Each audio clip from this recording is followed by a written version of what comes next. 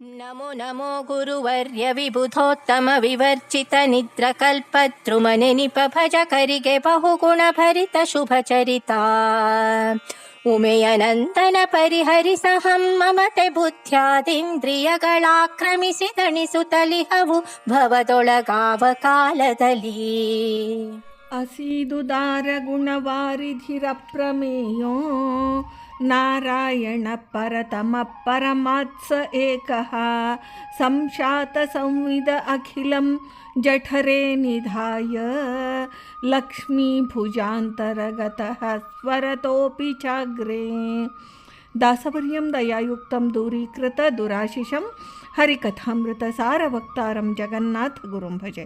ಶ್ರೀ ಹರಿಕಥಾಮೃತ ಸಾರ ವಿಘ್ನೇಶ್ವರ ಸ್ತೋತ್ರ ಸಂಧಿ ಪದ್ಯ 18.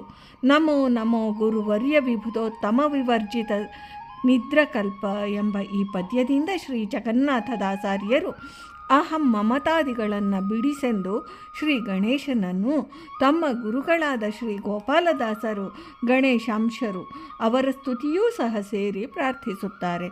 ಅಜಾನಜ ದೇವತೆಗಳು ಕರ್ಮಜರು ಗಂಗಾದೇವಿ ಪರ್ಜನ್ಯ ಶೇಷ ಶತಸ್ಥರಿಗಿಂತಲೂ ತಾರತಮ್ಯದಲ್ಲಿ ಉತ್ತಮನಾಗಿರುವುದರಿಂದ ಶ್ರೀ ವಿಘ್ನೇಶ್ವರನನ್ನು ಗುರುವರ್ಯರು ಎಂದು ಸಂಬೋಧಿಸಿದ್ದಾರೆ.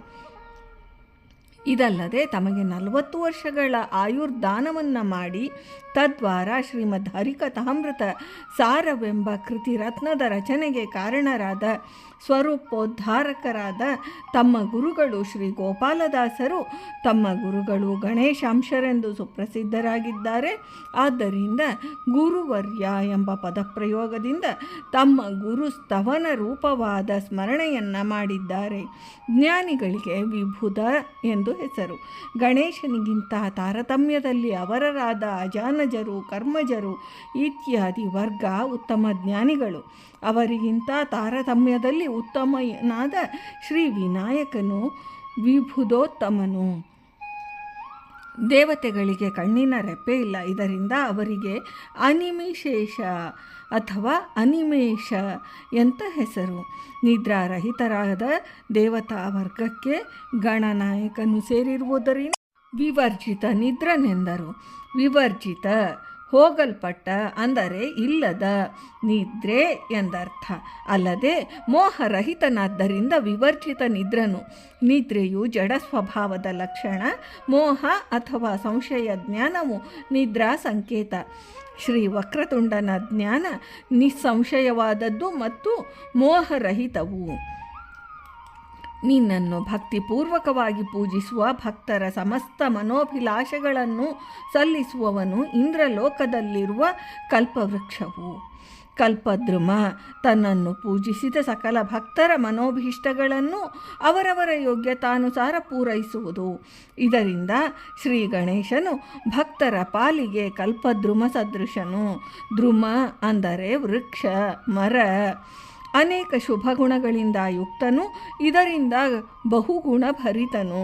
ಅವನ ಚಾರಿತ್ರವು ಪ್ರವಿತವಾದದ್ದು, ಮಂಗಳಪ್ರದವು. ಇದರಿಂದ ಶುಭಚರಿತನು. ಪಾರ್ವತೀ ದೇವಿಯ ಶರೀರಗತ ಕೊಳೆ ಮೃತ್ ಇಂದ ಉದ್ಭವಿಸಿದವನಾದ್ದರಿಂದ ಮೃದ್ಭವ ಮಂಗಳಾಂಗನು.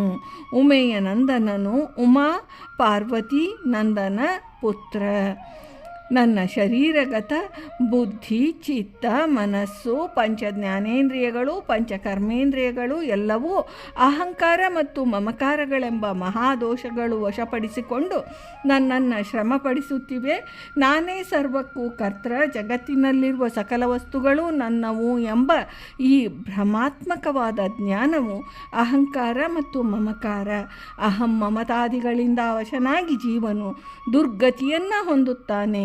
ಸಂಸಾರ ಸಾಗರದ ಸುಳಿಗೆ ಸಿಕ್ಕಿ ಪ್ರಾಂತವನ್ನು ಕಾಣದೆ ಬಳಲಿ ಬೆಂಡಾಗುತ್ತಾನೆ. ಸತ್ಸಾಧನಾ ರೂಪವಾದ ಸನ್ಮಾರ್ಗಕ್ಕೆ ಅಹಂ ಮಮತಾದಿಗಳು ಪ್ರತಿಬಂಧಕ ವಸ್ತುಗಳು. ಸತ್ಸಂಗಕ್ಕೆ ಅಡ್ಡಿಯಾಗಿರುವ ವಿಘ್ನಗಳು, ಇವುಗಳನ್ನು ನಿವಾರಿಸಿ ವಿಘ್ನಗಳನ್ನು ದೂರ ಮಾಡಿ ದುಸ್ತರವಾದ ಸಂಸಾರದಿಂದ ಉತ್ತರಿಸುವ ಸನ್ಮಾರ್ಗವನ್ನು ತೋರೆಂದು ವಿನಯಪೂರ್ವಕವಾಗಿ ವಿನಾಯಕನಲ್ಲಿ ಪ್ರಾರ್ಥನೆ. ಈ ಪದ್ಯದಲ್ಲಿ ಶ್ರೀ ಜಗನ್ನಾಥದಾಸರಿಂದ. ಭಾರತೀ ರಮಣ ಮುಖ್ಯ ಪ್ರಾಣಾಂತರ್ಗತ ವೃಂದಾವನ ವಿಹಾರಿ ಶ್ರೀಕೃಷ್ಣಾರ್ಪಣಮಸ್ತು.